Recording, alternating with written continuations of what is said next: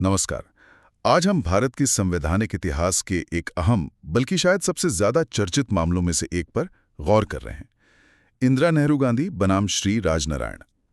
ये 1975 का मामला है और ये सिर्फ एक चुनाव याचिका नहीं थी। नहीं, ये तो सीधा संसद की शक्ति और न्यायपालिका के दायरे का सवाल बन गया था। हमारे पास जाहिर है सुप्रीम कोर्ट का वो डिटेल फैसला है और आज हम कोशिश करेंगे कि इस मुश्किल दिखने वाले फैसले की जो कानूनी और संवैधानिक गुत्थियां हैं उन्हें आसान भाषा में समझें। हाँ, और ये मामला ठीक केशवानंद भारती केस के बाद आया था। वो मूल ढांचा वाली जो बात थी ना। जी।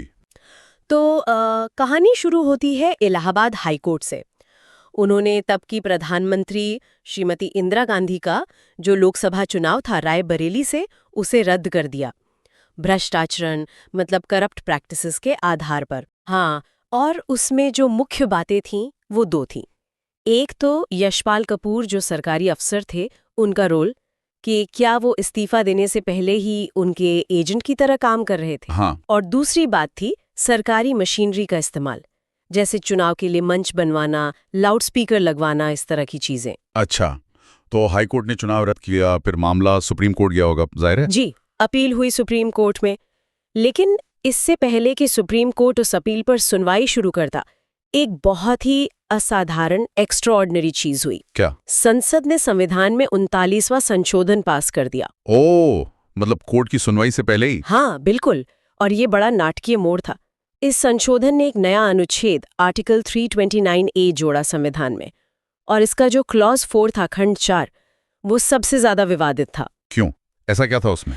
उसने सीधे सीधे कह दिया कि प्रधानमंत्री का चुनाव वैध है और इलाहाबाद हाईकोर्ट का जो फैसला था, जो उनके निष्कर्ष थे, वो सब शून्य है, नल एंड वॉइड। मतलब कोर्ट का फैसला ही पलट दिया? सिर्फ पलटा ही नहीं, उसने ये भी कहा कि प्रधानमंत्री के चुनाव के मामले में उस वक्त जो भी चुनाव कानून मौजूद थे वो लागू ही नहीं होंगे। क्या मतलब कानूनी लागू नहीं होगा? जी, और किसी भी कोर्ट के किसी भी फैसले के बावजूद उनका चुनाव हमेशा से वैध माना जाएगा। एक तरह से प्रधानमंत्री के चुनाव को जुडिशियल रिव्यू, न्यायिक समीक्षा से पूरी तरह बाहर कर दिया। बाप रे, ये तो बहुत बड़ा कदम था। हाँ, और इसके साथ ही एक और काम हुआ। Representation of the people act 1951, मतलब जनप्रतिनिधित्व अधिनियम, उसमें भी कई बदलाव किए गए और रेट्रोस्पेक्टिवली यानी पिछली तारीख से लागू कर दिए गए। पिछली तारीख से? इसका क्या मतलब हुआ? इसका मतलब ये कि जो काम शायद पहले के कानून के हिसाब से गलत था, वो अब बदले हुए कानून के हिसाब से सही हो गया। जैसे कैंडिडेट या उम्मीदवार कौन होता है, इसकी परिभाषा बदल दी। कहा कि नामांकन भरने के बाद ही कोई उम्मीदवार माना जाएगा। अच्छा, ताकि यशपाल कपूर वाला मामला। तो मतलब संविधान संशोधन करके कोर्ट के फैसले को पूरी तरह बेअसर करने की कोशिश। यहीं पर वो बड़ा संवैधानिक सवाल खड़ा हुआ होगा, है ना? एकदम सही।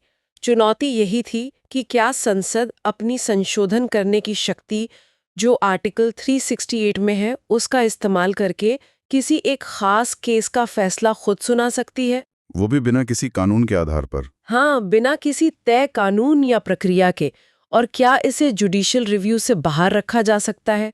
और सबसे बड़ा सवाल, क्या ये संविधान के मूल ढांचे का उल्लंघन है? वो मूल ढांचा जो केशवानंद भारती में बताया गया था। जी, तर्क ये दिया गया कि देखो भाई, लोकतंत्र, कानून का राज यानी रूल ऑफ लॉ, शक्तियों का बंटवारा, सेपरेशन ऑफ पावर्स, और स्वतंत्र और निष्पक्ष चुनाव, ये सब संविधान की बुनियाद हैं, उसका मूल ढांचा है। और ये जो आर्टिकल 329A का क्लॉज 4 है, ये बिना किसी सुनवाई, बिना किसी कानूनी आधार के सिर्फ एक व्यक्ति के चुनाव को हमेशा के लिए सही ठहरा रहा है। तो ये तो विधायिका द्वारा न्यायपालिका का काम करने जैसा हो गया। बिल्कुल आर्बिट्ररी था, मनमाना था, ये तर्क रखा गया। तो सुप्रीम कोर्ट के सामने धर्म संकट था। एक तरफ संसद की कानून बनाने और संविधान बदलने की शक्ति, दूसरी तरफ संविधान का मूल ढांचा। क्या किया कोर्ट ने? देखिए, कोर्ट ने जो जन प्रतिनिधित्व अधिनियम यानी आरपीए में बदलाव किए गए थे, उन्हें वैध माना। अच्छा, रेट्रोस्पेक्टिव बदलावों को भी? हाँ, कोर्ट ने कहा कि संसद को कानून बनाने और उसे पिछली तारीख से लागू करने का अधिकार है, और उन्हें 9वीं अनुसूची में भी डाल दिया गया था, जिससे उनको एक तरीके की प्रोटेक्शन दी गई थी। लेकिन जो सबसे अहम बात थी वो ये कि सुप्रीम कोर्ट की 5 जजों की बेंच ने एक मत से सर्वसम्मति से संविधान के आर्टिकल 329A के क्लॉज 4 को असंवैधानिक घोषित कर दिया।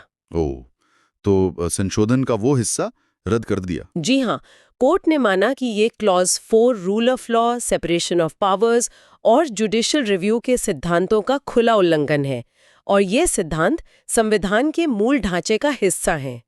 कोर्ट ने साफ कहा कि संसद अपनी अमेंडिंग पावर का इस्तेमाल किसी कोर्ट केस का जजमेंट देने के लिए नहीं कर सकती, खास तौर पर जब वो कानून के स्थापित सिद्धांतों को ही किनारे कर रही हो।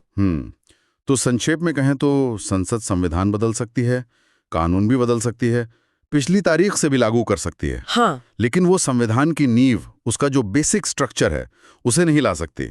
और अदालती झगड़ों का फैसला करना न्यायपालिका का काम है, विधायिका का नहीं। बिल्कुल सही। यही इस ऐतिहासिक फैसले का निचोड़ है। इसने ये स्थापित किया कि संविधान संशोधन की शक्ति भी एब्सोल्यूट नहीं है, असीमित नहीं है, उसकी भी सीमाएं हैं।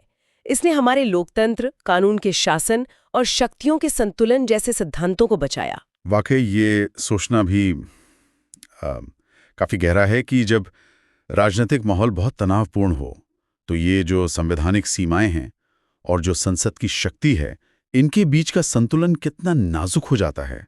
और शायद ऐसे ही वक्त में न्यायपालिका की भूमिका एक प्रहरी के तौर पर और भी ज्यादा अहम हो जाती है। क्यों? ये एक ऐसा सवाल है जिस पर शायद हमें आगे भी सोचना चाहिए।